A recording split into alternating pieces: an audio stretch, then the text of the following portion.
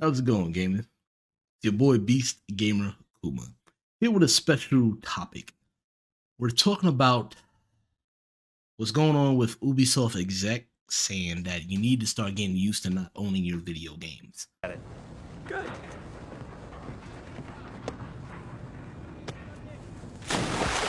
Now, this is coming from thegamer.com where they had an interview with said exec, or there was an interview talk from the director.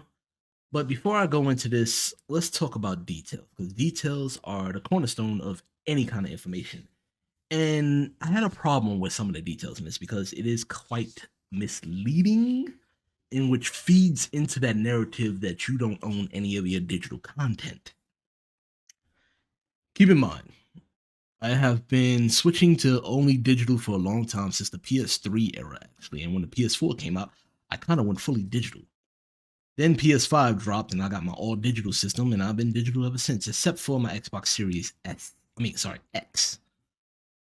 But I have many times had this argument where everybody keeps on stating that you don't own your games. If they take away the game, then you won't get it. Like I said about going back to details matter. Let me reiterate on that. Well, let me specify or clarify, rather. There's a word there. I'm getting to it. If you miss out on a game and they decide to delist it, then yes, sure, you won't be able to get that game unless you find the physical copy and spend oodles amount of money.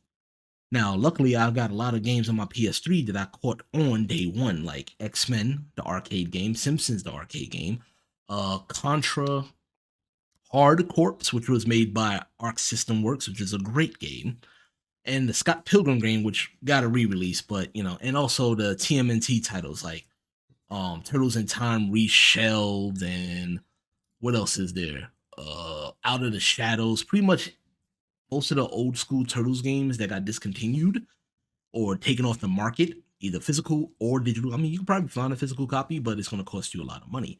Either way, I can hook up my PS3 right now and re-download those games because the servers are still live. And I'm talking about from main Sony, because whatever you purchase, you can still re-download. Now, I have brought this up many times before, because when you have live for service games, that's when consumers need to worry. Because the simple fact is that live for service games can also go completely gone after you spend oodles amount of money. Like, for example, MAG, which was one of my first experience of a live for service game back in the day on the PS3, and they closed the servers down, and guess what? The game became a paperweight. And now WB has announced that they're going to go live for service with their titles, which the upcoming Suicide Squad Kills the Justice League will be a live for service game. So if the servers go out, then boom, you ain't going to have that game anymore. It just won't work. Same thing happened with Need for Speed when it had a reboot in 2015. It was a live for service game by EA, and they had to update it so you can play the main story without having to go online. It's frustrating, and that's when things get scary. Now, the executive, I don't know why he had to scare gamers like that by talking about got to get comfortable with not owning your games, which makes no sense at all. I mean, I get it. We have a lot of battles with copyright situations because you buy something, technically you own it, but you can't like stream it or anything like that unless you want to get copyright straight. And that's mostly with music, but I would be afraid if that becomes video games as well, because then I'll be out of a job. But going back into the gamer's post, one of the lines made me a little bit worried, because so in this post, I mean, good read. I would definitely put the link in the description below, but I want to get to this point that made me go, that does not sound right whatsoever.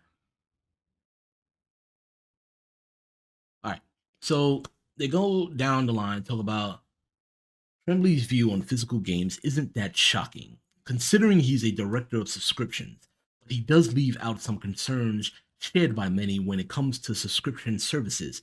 For starters, games actually do come and go on these services right now, with the most recent example being Grand Theft Auto 5 leaving Xbox Game Pass. If you play games only via subscription services, you can very easily lose access to certain titles on a regular basis. I have a problem with that one statement because the simple fact is it's not properly talking about the situation. Now, keep in mind, yes, you play via Game Pass or PlayStation Plus, you get access to a lot of free content. Even Nintendo has their own subscription-based thing. But with PlayStation Plus and Xbox Game Pass, you can actually buy the game at a cheaper rate than the actual retail rate. So the game doesn't disappear. They just encourage you to actually buy it so you don't have to worry about it when it leaves Game Pass or something like that. Now, keep in mind that PlayStation Plus do have that whole policy of as long as you have PlayStation Plus, you keep that game, but they also encourage you to buy it just in case you decide not to have Plus. Now, the whole subscription thing is always a problem in certain cases, but that statement alone is just false. It doesn't go away. You're given the mindset. Now, their intent in that statement probably wasn't meant to that because I would say they needed to be more clear on that. That no, you don't lose access to it. You just lose access to it being free on Game Pass. You can always buy it at a cheaper rate, which Grand Theft Auto 5 is going on $20 right now on Xbox. So you're not really missing out on the opportunity to play something. But again, when it comes to live for service titles, that's when most people should be worried about it. It's just very crazy.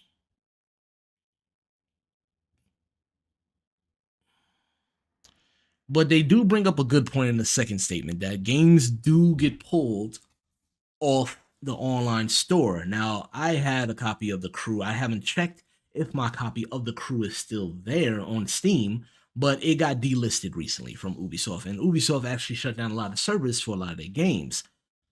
Mind you, that's what I'm also worried about. I'm like, can they fully take away a game that I played? I mean, granted, yes, I have fully played The Crew. I beat it. I did my thing with it a long time ago, but it is the fact that I still paid for it.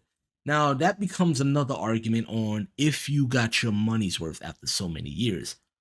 Sadly, I'm going to have to agree, yes, I did get my money's worth. I paid my $60 and well, 65.31 at the time. I got my full experience. I played with my buddies, did the whole open world thing. So yes, I got my money's worth. Now, does it take away the nostalgic part of me where I would like to go back and try it again or replay it for some strange reason? Of course it does. But that's the nostalgic side that I have to keep on moving forward. Because trust me, there's a lot of games I would love to collect, but the expenses of them is crazy. I mean, I'm lucky enough to still have the old systems that I have now between my OG Xbox, my Dreamcast, and my PS2. Plus, emulation on the computer helps me along with that, especially with PS2, PS1 games. But yeah, bottom line is being clear, precise, having specificity and details matter because you're going to give people to run with whatever notion that you put on this whole situation. You got to be clear and precise. You can't just leave them thinking that, yeah, it's going to feed the fire on the whole anti-digital marketplace because, yes, a lot of things already went digital between DVD movies, music, and now video games are going that route because real talk, it's all about evolution. A lot of people ain't going to like it, but this is how it happened. Yes, you could still. I mean, certain things do make a comeback, like vinyls made a comeback. CDs are still around. Cassette tapes, I don't want to come back, but there are some people that still enjoy 8 tracks, so we're not all perfect. But other than that, I just wanted to share my thoughts on that subject, and I would like to hear your thoughts on this whole thing. The only time, like I said, the only thing that I'm worried about is the live for service with games. I don't want to pay full price for a game that definitely could lose its servers, and I wasted my money. But let me hear your thoughts. Please comment below. Hit that like and share button. I'm not going to stress you on that, but yeah, it helps me out. We're up to 1398 subscribers. I'm still trying to get my watch hours up, but other than that, thank you all for your time. I hope you stayed till the end, and as always, peace out.